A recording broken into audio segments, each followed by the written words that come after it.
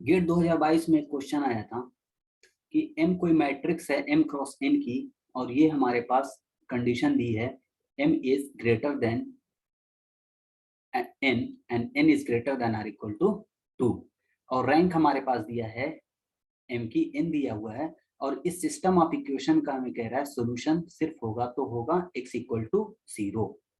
ये देखना है। तो इसको सॉल्व करने के लिए, ये पी स्टेटमेंट को सॉल्व करने के लिए हमारे पास दो रिजल्ट है, रिजल्ट 1 और रिजल्ट 2। ये दोनों यूज करेंगे तो आसानी से निकल जाएगा। तो क्या है, पहला रिजल्ट क्या है कि rank of m is equal to n है, और मैट्रिक्स m क्रॉस n की है, n is less than m है, तो t कोई लीनियर ट्रांसफॉर्मेशन होगा, tx equal to mx, so implies that m is 1 1। ये रिजल्ट हमारे पास है। और दूसरा रिजल्ट क्या है, mx equal to 0 has always solution. ठीक है, तो ये तो पता है हमें, mx इक्वल टू 0 तो हमेशा सॉल्यूशन रहेगा रिजल्ट 2 से। अब रिजल्ट 1 का यूज कर लेते हैं।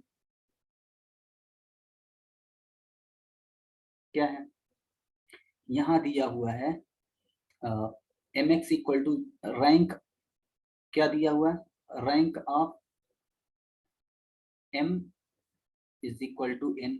इसका मतलब ये हुआ कि m क्या हो जाएगा, 1 1। ठीक है, तो हमको ये कह रहा है mx इक्वल टू 0 के पास ओनली 0 सोल्यूशन होगा। तो हम mx इक्वल टू 0 को क्या ऐसे कर सकते हैं, mx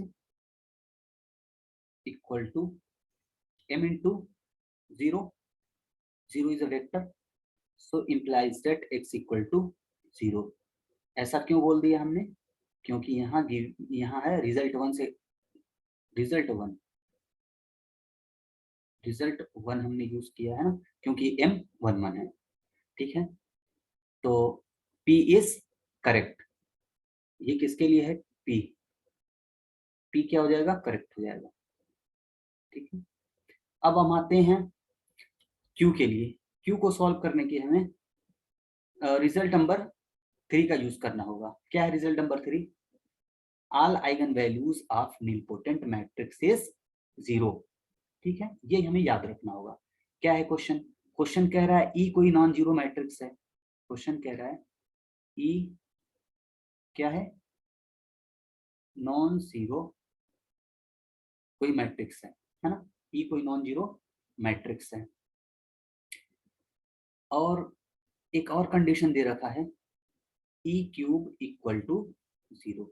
यहां से हम ये बता सकते हैं कि ई क्या है, implies that E is nilpotent matrix।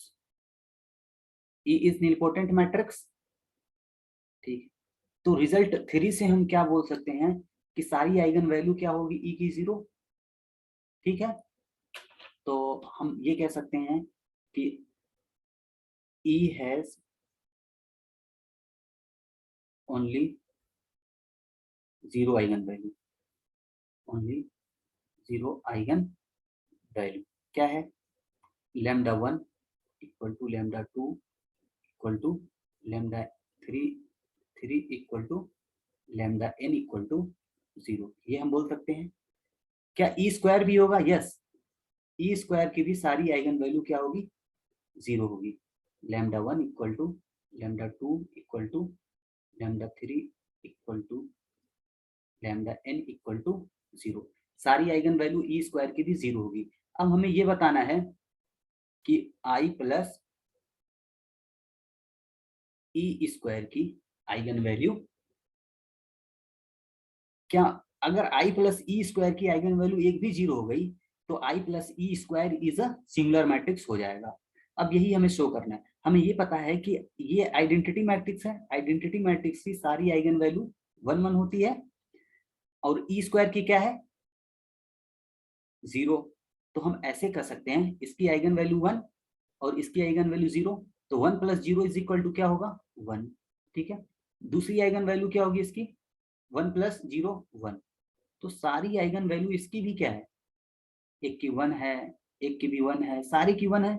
तो इसका मतलब ये हुआ कि i plus E square is not a singular matrix.